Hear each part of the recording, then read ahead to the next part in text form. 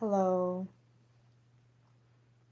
So I kind of wanted to talk about the traumas of going after your dreams for so long that you kind of get paralyzed into kind of being in a mode of constantly going after and constantly trying to achieve and constantly trying to aim, um, and trying to gain and win and all this, that, and the third. You kind of get stuck in that mode. But I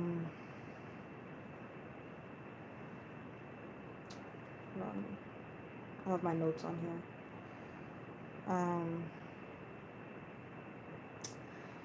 But for me, and going through said things,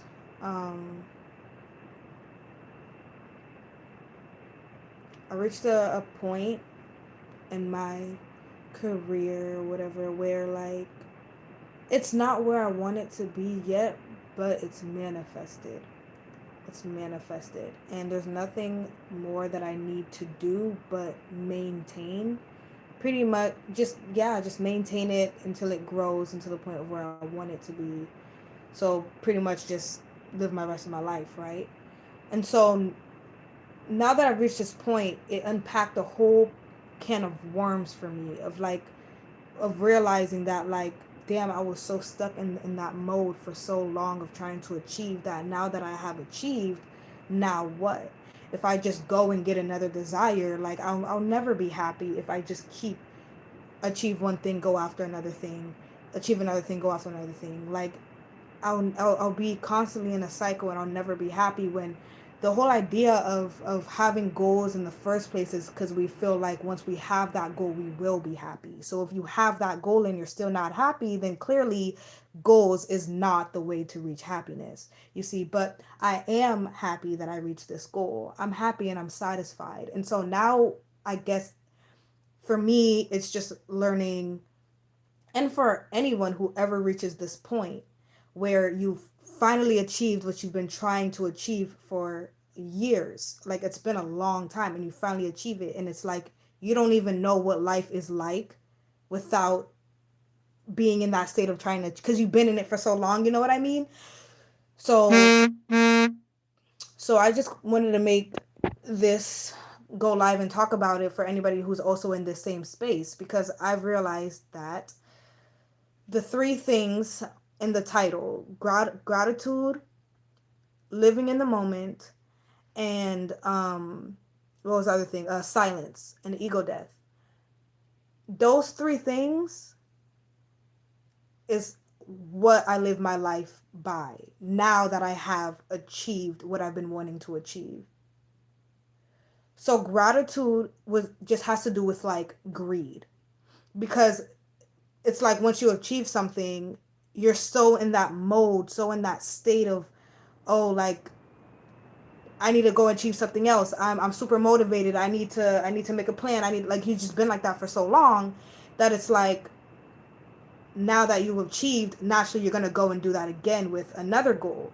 But that's kind of like greed. That's like being greedy. Like you already got $1 million. Now you're gonna set a goal for 5 million. Like, you know what I mean? Like, why can't you just be satisfied with what you have? You see what I'm saying? But it's not that you can't be satisfied. Once again, it's that you're just like so stuck in the zone. So I heard that I learned that, or I figured out that gratitude kind of helps with that trauma or that PTSD of like being in that zone for so many years. It helps kind of get you out of that when you could just remain grateful that you're here. Remain grateful, because it's kind of like something makes you happy for 10 minutes and then you're over it and now you want something else. But if you remain grateful, then you'll always remain satisfied and happy with what you got. You see what I'm saying? You won't feel like, okay, I'm bored of it, let me go to something else. Remain grateful. Remain grateful. It's like Nicki Minaj said, never forget where you came from. So it's like, remember when you didn't have that, so you can remain grateful. and not be greedy. I planted a bad seed this week because I was being greedy, and that's how I figured this out. I was like, oh shit. I was like, if I just was being more grateful. So yeah. And then the second thing, living by the moment. So this ties into like satisfaction. This was a big one for me that really helped me. Um, because when you're been trying to reach a goal for so many years, and you've been in this just this state of I need to win, I need to achieve, I need to make a plan, I need to do this and stuff like that. When you've been in that state for so long, you kind of lose sight of the present moment. Like you forget how to be present. You know what I mean? Because it's like for so long you didn't have to be present. You couldn't be present because you were trying to reach your freaking dreams, you know? And congratulations to you for reaching it. But, you know, again, once you've reached it, it's like you've reached the end of the story. You know, now there's nothing to do but to enjoy it. But you don't even know how to enjoy it. So learning how to be present in the moment, living by the moment, helps tremendously. It also helps with the first step or thing I said. It's not really steps, but it also helps with gratitude. It helps you remain grateful when you could stay present and really indulge and really just enjoy what's happening, or your current life, or you know the dream that you just finally manifested for yourself. You could be present in it. It could really also help you to remain grateful as well when you could. So they those two go hand in hand. So what helps me remain present and not go off and feeling like, oh, okay, I achieved this, let me set another goal. What helps me to stay present is satisfaction. I look for the satisfaction. I look for the satisfaction in my situation, in my current life, and the smallest things, you know, because it's the small things that lead up to the big things that create the overall bigger picture, you know. And we always focus on the overall bigger picture. I'm going off on another tangent. I'm gonna get back to that point, but satisfaction, find it in anything, anywhere. It doesn't matter. I'm satisfied with the fact, or I'm satisfied because I'm able to just go on live on YouTube and talk. So like I don't even have 1,000 subscribers yet. But I'm satisfied with my little 400 because I'm able to go live and I'm able to talk, and I don't have to make an organized video. I could just hop on live and I could just express a message that I feel needs to be out. You know, I'm satisfied with that. So I could deal with my little 400 right now because at least I can go live. You know, like find the satisfaction in anything that really helps you to just stay in the present and enjoy it and embrace the present moment more as well. When you don't hate what's, you know, the present moment, it's a lot easier to stay present and embrace it, right? It's like when you're at the beach or when you're like at a party or when you're having fun, you're in the moment. You know what I mean? Because you're loving the present moment. So when you can find the satisfaction, it definitely helps you to stay in the present moment. The other thing with living by the moment is what I was about to go off in a tangent about, was that I realized, like literally a few minutes ago before going live, I realized that it's the small minutes that lead up to the hours, that lead up to the day, that lead up to the week, that lead up to the, it's a build up, it's an accumulation. So it's like when we say, okay, I really want 2024 to be a good year. If you want 2024 to be a good year, then you have to make every month of the year a good month. And if you want to make that month a good month, you got to make each week a good week. And if you want to make that week a good week, you got to make each day a good day. And if you want to make each day a good day, you got to make each moment a good moment. And